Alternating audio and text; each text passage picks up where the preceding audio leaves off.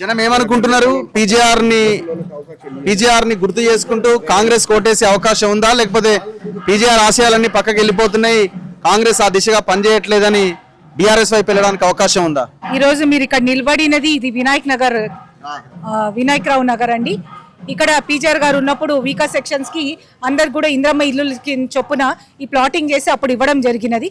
బోరబండలో ప్రజలు తిరగడానికి కూడా భయపడే టైంలో ఒక పంక ద్వారా వాటర్ ఇరిగేషన్ లిఫ్టింగ్ ప్రోగ్రామ్ పెట్టి ఇక్కడ నీళ్లు అందించేటట్టు ఆయన చేసిన ఎఫర్ట్ వల్ల ఈ రోజు ఇన్ని బస్తీలు ఇన్ని ఇల్లులు ఇక్కడ నెలకొల్పాయి. కాబట్టి పీజీఆర్ గారిని ఒక దేవుడి లెక్క ఇక్కడ కొలుస్తూ ఉంటారు.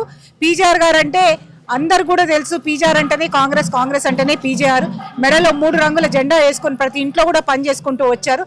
సరే, తర్వాత రాజకీయంగా మా కుటుంబ సభ్యులం మేమంతా నిలదొక్కోలేకపోయినా కానీ డెఫినెట్గా ఆ అభిమానము కాంగ్రెస్ నాయకులు కానీ కార్యకర్తలు కానీ పార్టీని పట్టుకొని అట్లనే ఉన్నారు.